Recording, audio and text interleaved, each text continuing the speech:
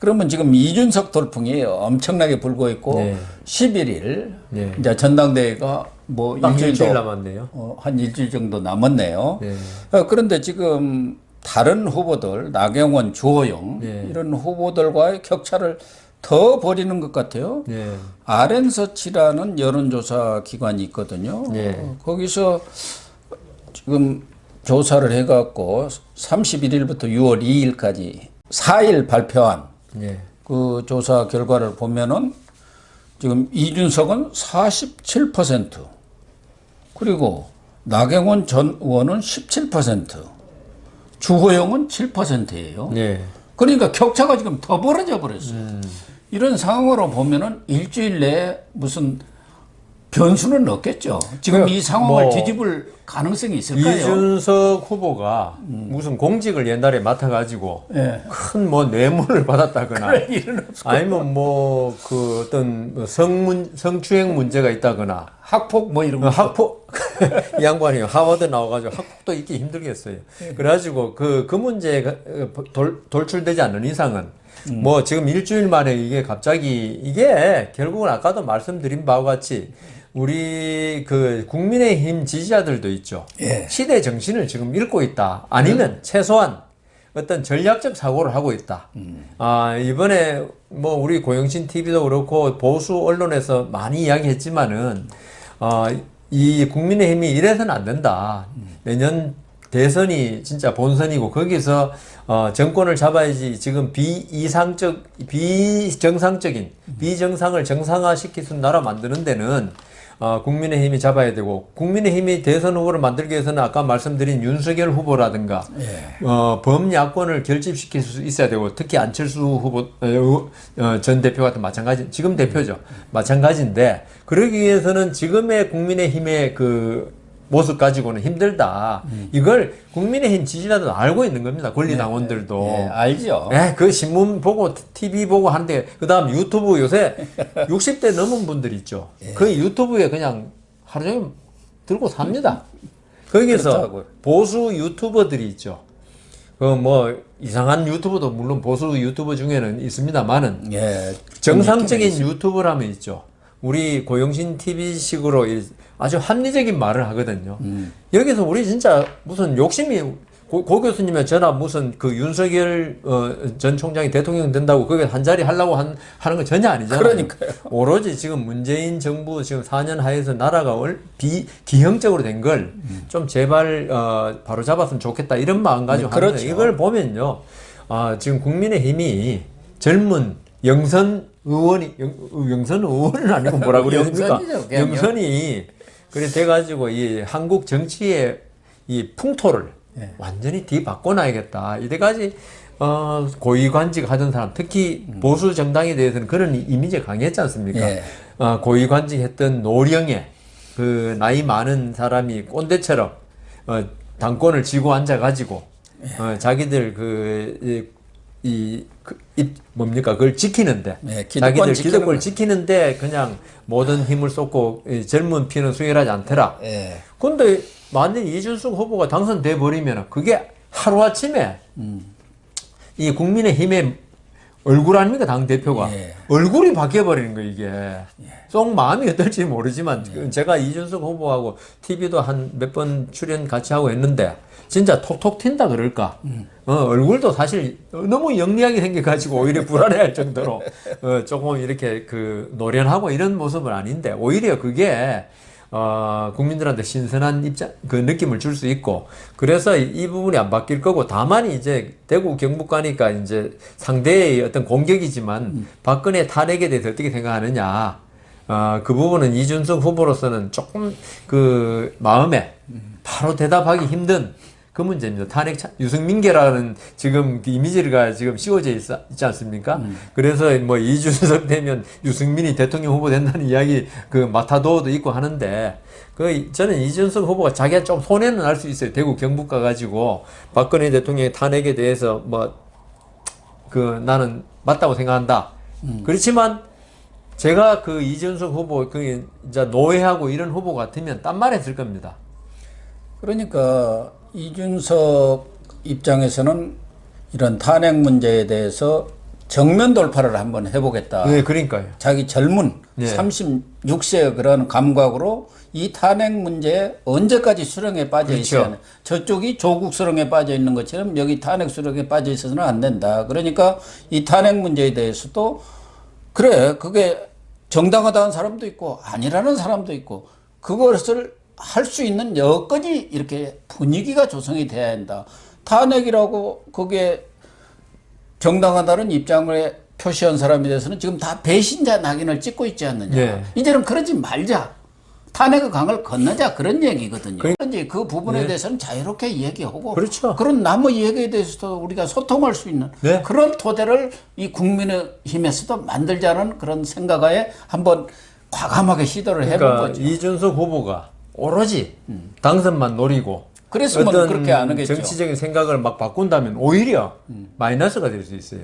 다른 TK를 제외한 나머지 지역에서 그래서 그런 것 때문에 지금 올라가는 예, 거예요. TK에서도 그래서 더 지지가 있다. 아, 제가 그 당 대표 후보를 노린다면 TK 가서는 약간 말을 교원 영색이라 그럽니까? 그렇죠. 바꿔가지고라도 그 사람들 마음에 들게 할 수 있을 건데, 예. 이건 알 수 있어요, 누구든지. 이런 탄핵에 대해서 그 정당하다 말하면 어떤 일부에서는 분명히 이 반감을 표시할 거거든요. 그럼에도 불구하고 자기 소신, 옛날부터 그랬잖아요. 탄핵 정당하다고. 그걸 쭉 밀고 나온 게 맞다, 이렇게. 그게 결국은 저는 평가를 받는다. 그리고 고 교수님 말씀 정말 잘하셨는데, 우리나라는 양대 정당이 계속 비민주적으로 정권 변하는 게 어떤 말에 대해서 직권자, 권력자의 말에 대해서 반대 표시를 못하는 게 문제였거든요. 네.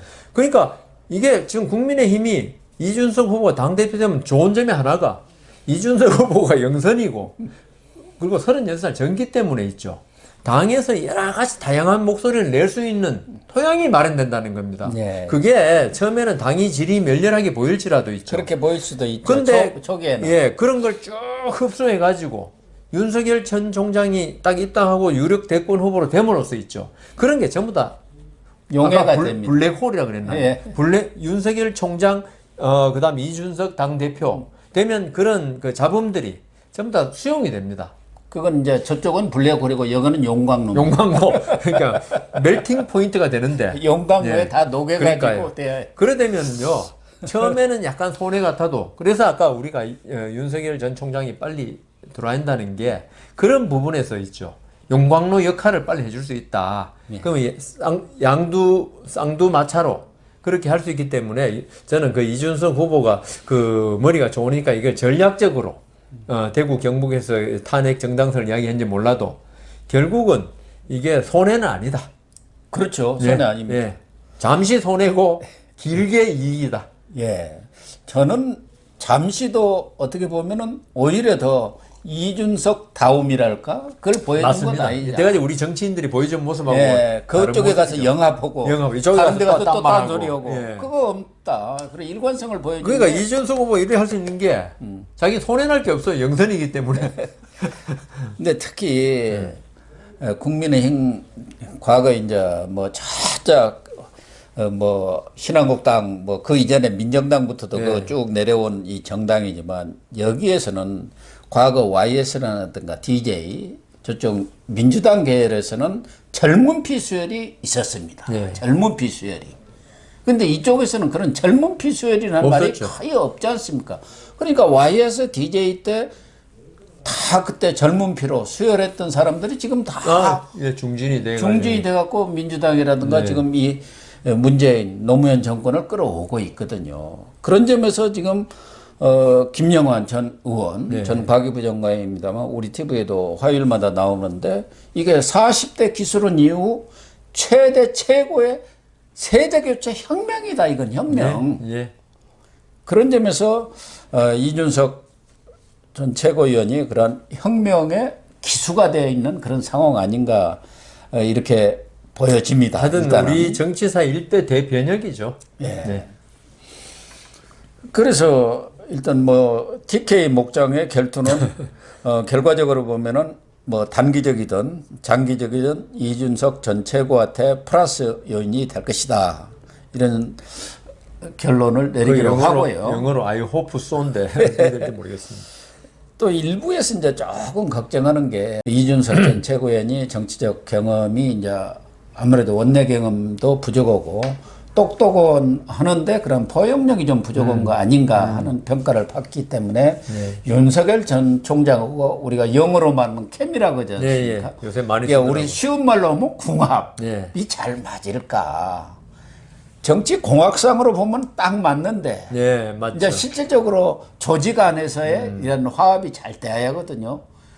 사실은 이준석 지금 최고위원은 전 최고위원은 대권 후보가 아닙니다. 근데 그렇죠. 지금 대권 후보 비슷하게 되어 있어요. 3%가 나왔더라고요. 예. 3% 나와가지고 4위를 했습니다. 4위. 그래서 지금 안철수, 정세균, 홍준표 이런 사람들보다 더 많이 나왔는데 네.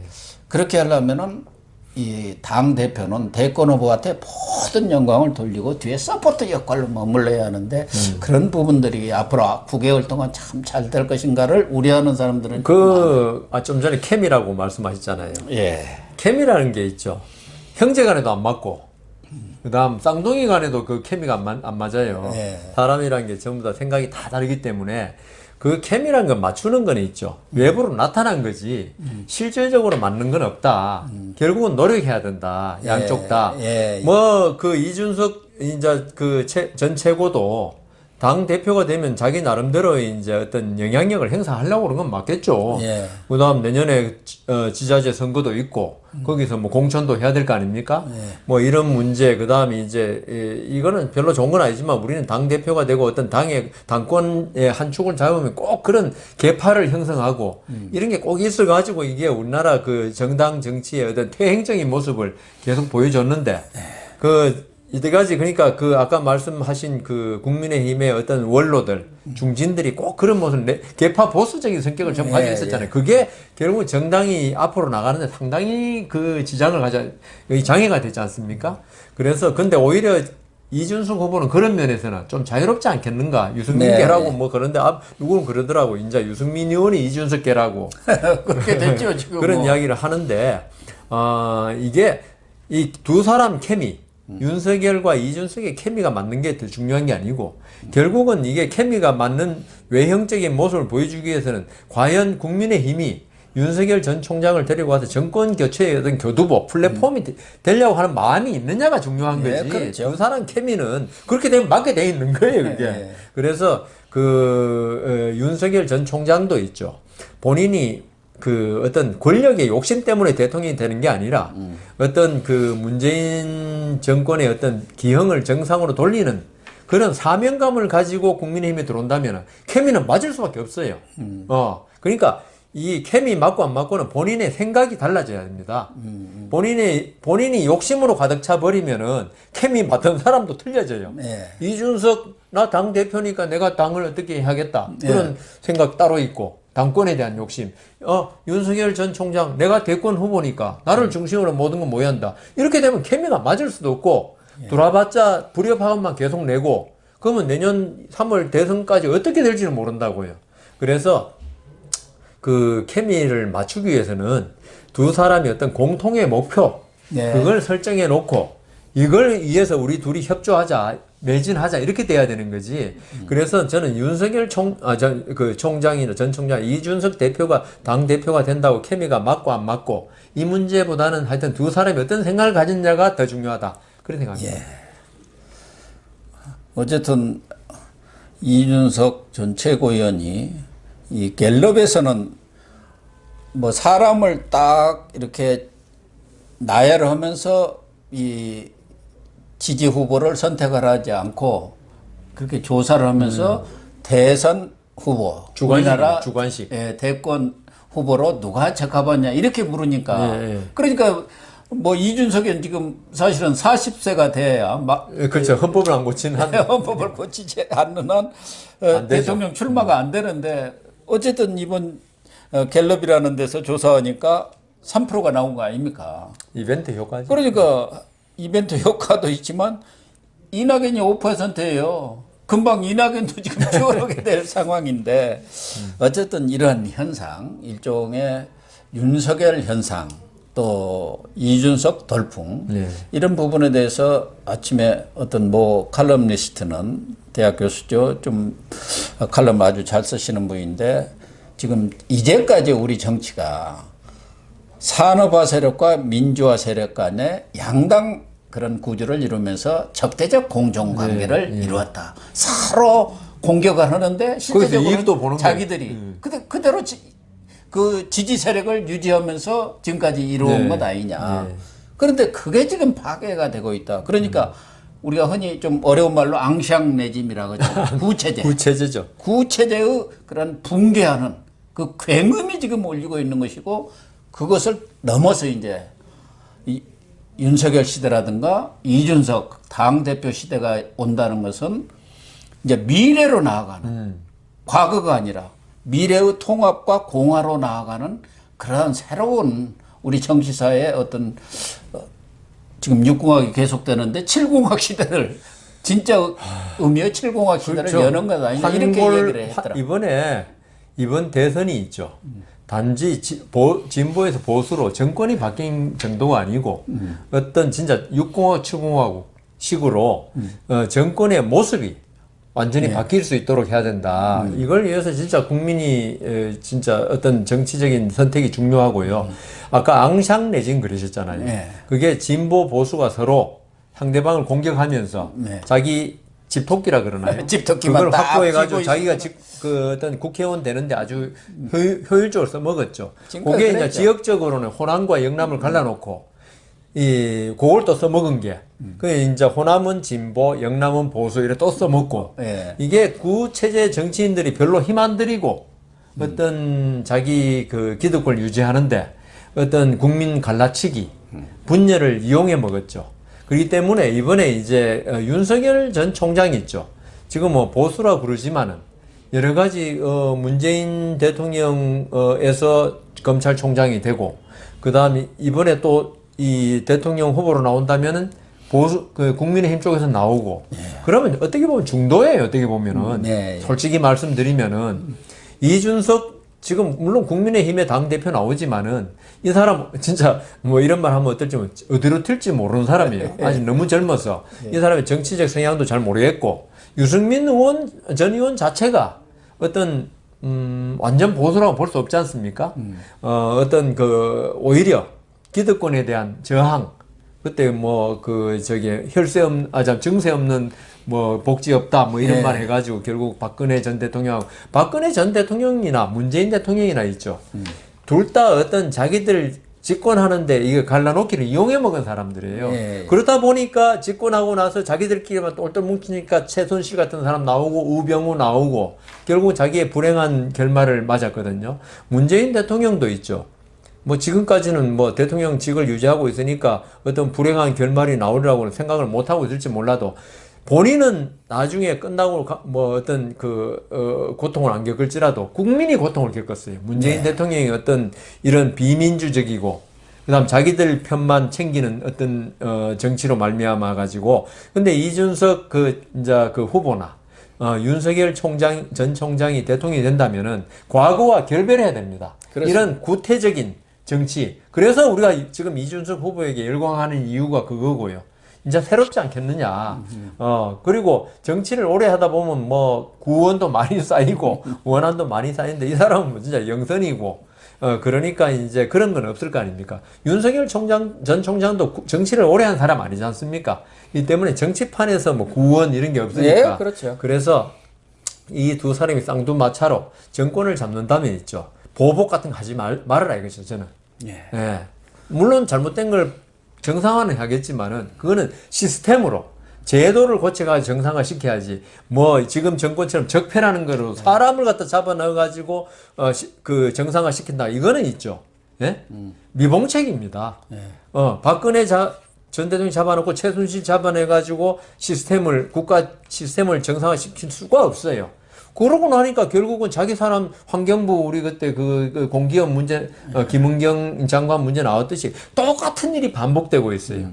그래서 사람을 잡아넣음으로써 국가를 갖다가 정상화시키는 대통령이나 이런 게 되지 말고 그거는 여야를 불문하고 그랬습니다. 시스템을 바꿔서 국가를 좀 제대로 운영해 봐라. 근데 그러기 위해서는 지금 이 두 사람한테 그거는 기대가 크다. 그렇습니다. 어쨌든 윤석열 전 총장 그리고 이준석 전 최고위원 두 사람 다 전이네요.